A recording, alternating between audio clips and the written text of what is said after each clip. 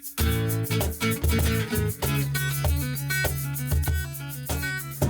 famille habite dans le Loir-et-Cher.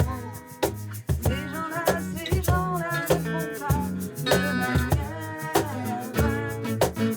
Vous ne vous trompez pas, c'est bien la musique du tube Africa de Toto avec les paroles de la chanson Le Loir-et-Cher de Michel Delpech. Mélanger paroles et musique de deux tubes complètement différents, c'est ça la marque de fabrique du groupe Poitvin. Franchement, ta gueule. Selon la légende, ils seraient tous frères et sœurs, nous n'avons pu le vérifier. Le groupe est né suite à la disparition de leur père, parti acheter des cigarettes au village. Il ne serait jamais revenu. Il leur a laissé un micro de karaoké et un carnet de chant, et leur imagination a créé le reste.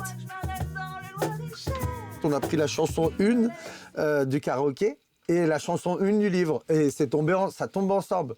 Alors, c'était un carnet de 10 chansons, donc au début, c'était bien, c'était facile. Maintenant, ça nous demande un peu de travail, de processus de création, quoi. On réfléchit à un nouveau morceau. Oui.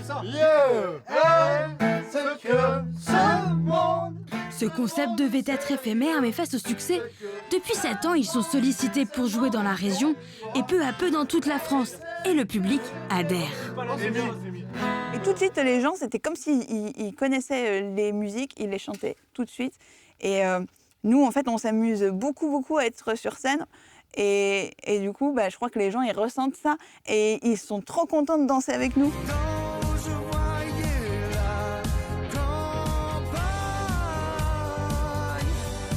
Après un premier clip,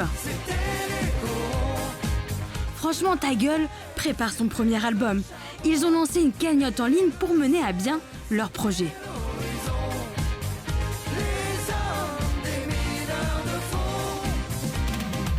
Il y avait à la mairie le jour de la kermesse une photo de qui? Une photo de Jean Jaurès. L'idée, c'est de remettre la vérité, comme on y tient beaucoup, nous, c'est vraiment remettre le bon son dans les bonnes paroles. L'idée, c'est que la version du monde qu'on propose, c'est quelque part un miroir à celui qui est actuel. Et donc, quand les gens, finalement, traversent le miroir, ils se rendent compte que dans leur C15, ils chantaient pas les bonnes paroles. Donc, il faut qu'ils remettent un vrai CD dans l'autoradio, et puis voilà, quoi.